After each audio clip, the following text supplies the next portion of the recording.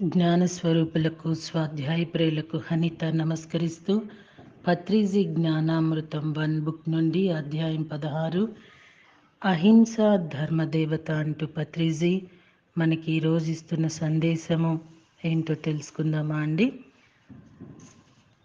సనాతన హిందూ ధర్మ పరిరక్షకులైన మహర్షులు సత్యాన్ని 6 విధాలుగా దర్శించి వాటిని షడ్ దర్శనాల రూపంలో మనకు అందించారు. దర్శన శాస్త్రాలని కూడా పిలువబడే ఇవి వరుసగా న్యాయం, వైశాఖికం, సాంఖ్యం, యోగం, మీమాంస మరి వేదాంతములుగా నిర్వచించబడ్డాయి. ఇందులో కణాద మహర్షి ద్వారా అందించబడిన వైశేషిక దర్శనం అదాతో ధర్మం వ్యాఖ్యాస్వం అంటే ఇప్పుడు ధర్మం గురించి వ్యాఖ్యానిస్తాము అంటూ మొదలుపెట్టి ధర్మం యొక్క సమగ్ర సత్యస్వరూపాన్ని వివరిస్తుంది. ధర్మాచరణ యొక్క అత్యంత ఆవశ్యకతను మరి పరిపూర్ణతను తెలియజేస్తూ వైశేషిక దర్శనం యతోభ్యుదయ నిశ్రేయస సిద్ధి స ధర్మ అంటే దేనివలన అయితే అభ్యుదయంతో పాటు మోక్షం కూడా సిద్ధిస్తుందో అదే ధర్మం అని తేటతెల్లం చేస్తుంది. ధర్మం అంటే రైటీనెస్ అంటే సరి అయినది, అధర్మం అంటే నాన్ రైటీనెస్ అంటే సరికానిది. మాటల్లో సరి అయినది, ఆలోచనలో సరి అయినది, చూపులో సరి అయినది, వినడంలో సరి అయినది, వాసన చూడటంలో సరి అయినది, కర్మల్లో సరి అయినది, ఆహారంలో సరి అయినది, వ్యవహారంలో సరి అయినది, ఇలా జీవితంలో జరిగే ప్రతి ఒక్క విషయం పట్ల సరి అయిన విధంగా నడుచుకోవాలి. భగవద్గీతలో కూడా యుక్తాహార విహారస్య యుక్త చేష్టస్య కర్మసు యుక్త స్వప్నావబోధస్య యోగో భవతి దుఃఖః అన్నారు శ్రీకృష్ణుల వారు. అంటే ఆహార విహారాదుల్లో, కర్మాచరణలో మరి జాగృత స్వప్నాదుల్లో యుక్తంగా ప్రవర్తించే వారికి దుఃఖనాశనమైన ధ్యాన యోగం సిద్ధిస్తుంది. యుక్తమైన ఆహారం అంటే సరి అయిన ఆహారం, శాకాహారమే సరి అయిన ఆహారం. అది కూడా రుచిగా మరి శుచిగా వండుకొని తినాలి. అది కూడా ఎంత తినాలో ఎంత తినకూడదో తెలుసుకొని తినాలి. ఎప్పుడు తినాలో ఎప్పుడు తినకూడదో తెలుసుకొని తినాలి. అవసరం ఉన్నదానికంటే ఎక్కువ తిన్నా మరి అవసరం ఉన్నదానికంటే తక్కువ తిన్నా శరీరానికి జబ్బు చేసి దుఃఖం కలుగుతుంది. నిజమే మాస్టర్స్, ఇప్పుడు పత్రి సార్ వచ్చారు చెప్పారు, మనకి తెలిసింది. మన పెద్దవాళ్ళండి అన్నీ నేర్పిస్తూ ధర్మము, న్యాయము ఇవన్నీ చెప్పినారు. కానీ అసలు ఈ ఆహార విషయంలో మన పెద్దలు మనల్ని ఒక సక్రమమైన దారిలో పెట్టారా పెట్టలేదా అనేది ఇప్పుడు వస్తున్న రోగాలను బట్టి మనకి పత్రి సార్ చెప్పిన దాన్ని బట్టి మనం బేరీజ్ వేసుకోవచ్చు.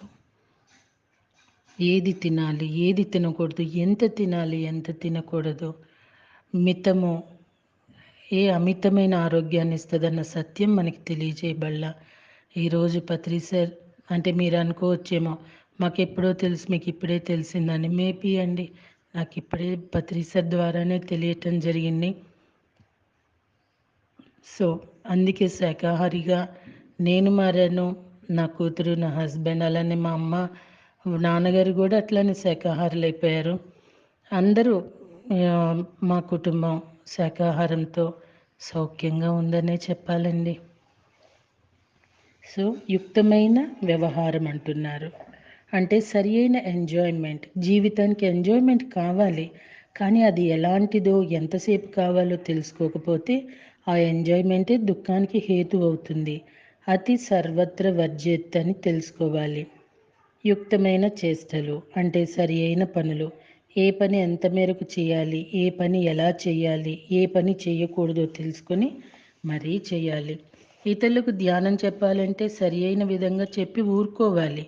అడిగారు కదా అని అదే పనిగా వాళ్ళు వెంటబడి విసిగిస్తూ ఉంటే వాళ్ళు ధ్యానం చేయరు సరికదా. మీ మొహం చూడాలంటేనే కోపం తెచ్చుకుంటారు, అది కూడా దుఃఖానికి హేతు అవుతుంది.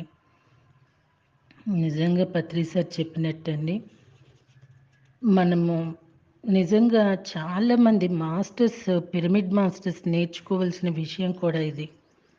తెలియచేయాలి, అంతేకాని అదే పనిగా వాళ్ళని జీడిపాకంలో లాగేస్తూ ఉంటారు. విసిగేసి వెళ్ళిపోయిన వాళ్ళు లేకపోలేరండి. దట్టు అండి, ఎక్కడికన్నా ఎవరింటికన్నా వెళ్ళి ధ్యానం చెప్పటానికి కానీ, లేకపోతే ఒక పిరమిడ్ గురించి చెప్పటానికి కానీ వెళ్ళినప్పుడు ఎంతవరకో అంతవరకు చెప్పి వాళ్ళ సమయాన్ని ఎక్కువ వినియోగించకుండా యుక్తంగా, మితంగా మాట్లాడి వచ్చేయాలి మాస్టర్స్.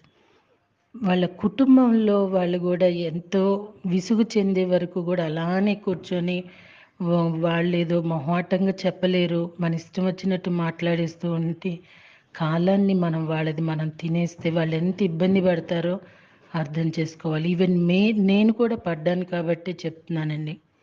ఏదైనా పిరమిడ్ మాస్టర్స్ మాత్రం చాలా మితంగా మాట్లాడటం అనేది నేర్చుకోవాలి. ఎవరి దగ్గరికైనా వెళ్ళినప్పుడు కూడా వాళ్ళ కాలాన్ని కూడా తక్కువ టైంలో ఎక్కువ అందించి నిష్క్రమించాలి. ఇది తెలుసుకోవాలి మాస్టర్స్. చాలామంది ఇది ఇబ్బంది పడుతున్నారు కూడా. ఇప్పుడు సమయం వచ్చింది కాబట్టి నేను పడ్డాను, చెప్పలేక ఇంట్లో వాళ్ళని ఫేస్ చేయలేక అవస్థ పడటం నాకు అనుభవం అయిందండి.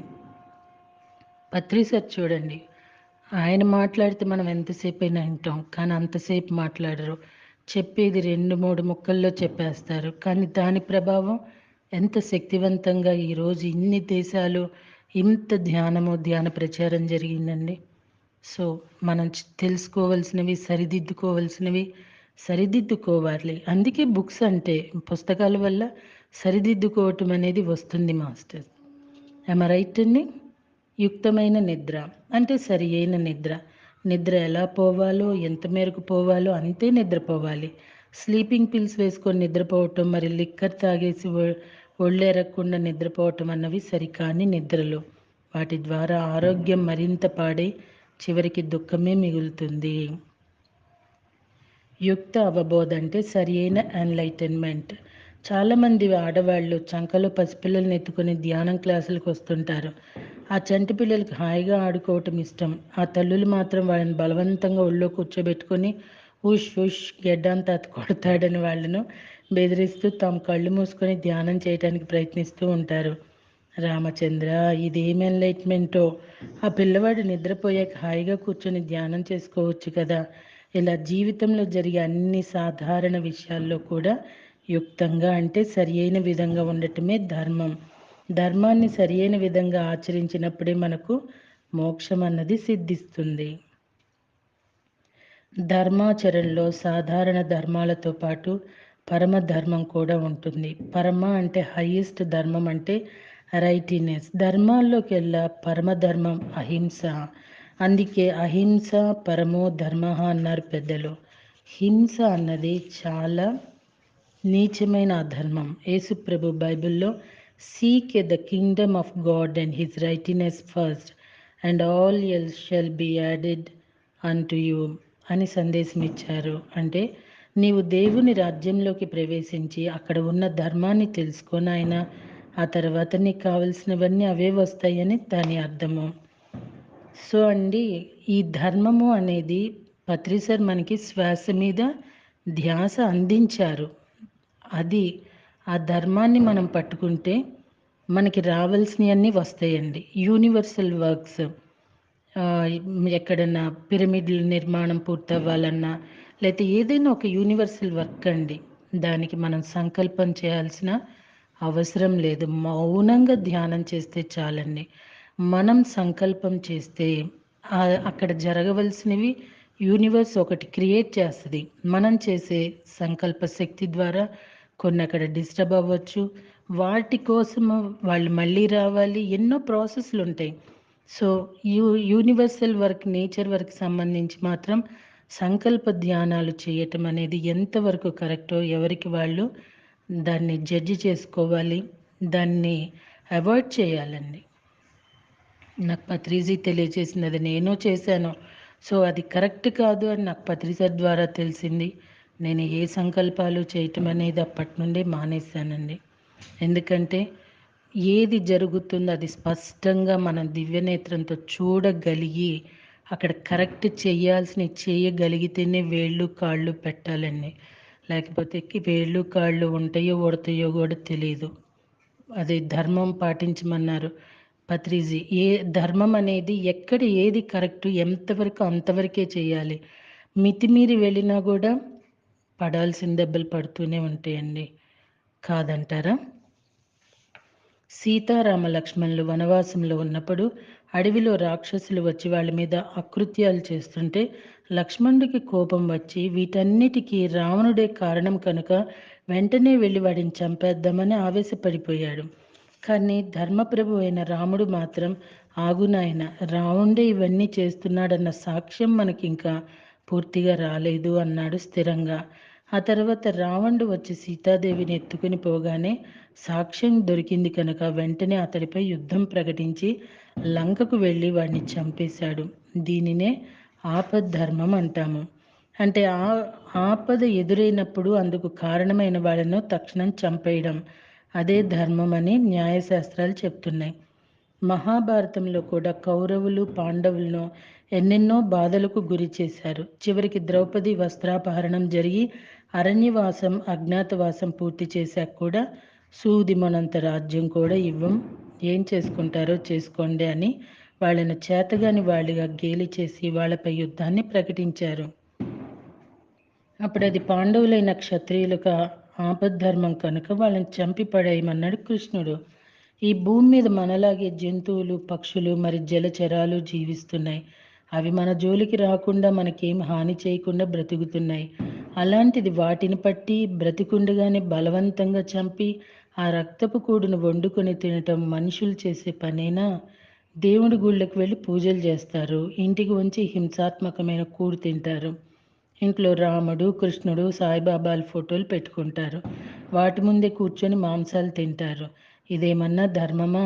ఇవన్నీ పాపాలు కావా? పాపాలకు తగిన రోగాలు రావా? ఇలా పాపాలు చేస్తూ రోగాలు తెచ్చుకొని దేవుడా ఎందుకు ఇలా చేశావయ్యా అని ఏడిస్తే అర్థముందా? అది ఎలా ఎందుకు అయ్యిందో, అది ఏ కర్మ ఫలితమో మీ అంతరాత్మకు తెలియదా? కాబట్టి ఈ భూమి మీద ఉన్న మానవులందరూ తక్షణం హింసను వదిలిపెట్టేసి ధర్మ మార్గంలోకి రావాలి. ఏ కోడి ఏ మేక ఏ చేప బలవంతంగా చంపబడకూడదు. చంపితే చంపబడతావన్నది విశ్వన్యాయ సూత్రం కనుక దానిని అర్థం చేసుకొని జీవించాలి. ధర్మాన్ని మనం రక్షిస్తే ధర్మం మనల్ని రక్షిస్తుంది.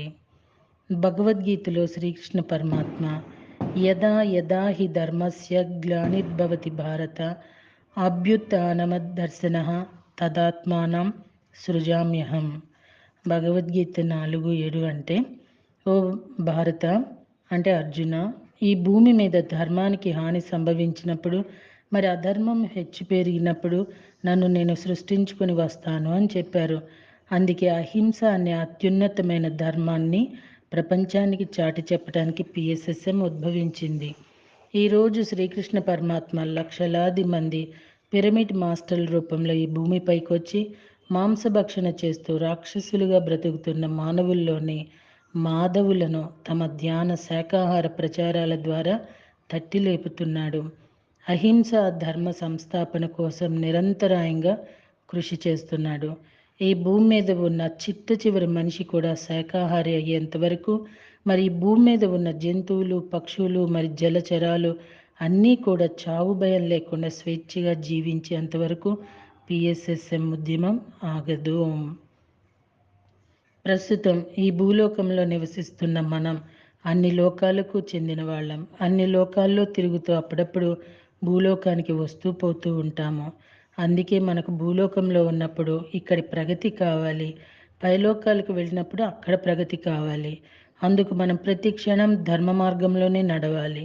అధర్మ మార్గంలో నడిస్తే మనకు భూలోకంలోనే కాదు పైలోకంలో కూడా దుర్గతి ప్రాప్తిస్తుంది. ధర్మం మనకు పురోగతినిస్తే అధర్మం మనకి తిరోగతినిస్తుంది. అందుకే బుద్ధుడు ధర్మం శరణం గచ్చామి అంటూ ఈ ప్రపంచానికి ధమ్మపదాన్ని చూపించాడు. అహింస ధర్మస్వరూపులైన పిరమిడ్ మాస్టర్లందరికీ నా వందనాలు. పత్రిజీ మానసపుత్రిక పిఎస్ఎస్ఎం ధ్యాన జ్ఞానవాణి ధ్యాన జగత్ మాసపత్రికను చదవండి, చదివించండి. ప్రతి క్షణం సత్యదర్శనంతో మీ ముందుకు వస్తున్న పిఎంసిని వీక్షించండి అంటూ మనకి ఇక్కడ ఒక చిన్న మెసేజ్ ఇచ్చారండి. సో మనకున్న బాధ్యతల్లో ఈ బాధ్యత కూడా మనం నెరవేర్చవలసిందే కదా. రేపటి రోజున ఆధ్యాత్మిక శాస్త్ర విజ్ఞాన సిద్ధాంతాలు అంటూ ఆత్మ సిద్ధాంతం, జన్మ పునర్జన్మ సిద్ధాంతం అంటూ పత్రి సార్ మనకి ఎంతో జ్ఞాననిధిని సిద్ధం చేశారు. మరి రేపు అందుకోవటానికి మనం సిద్ధపడదామా? Thank you.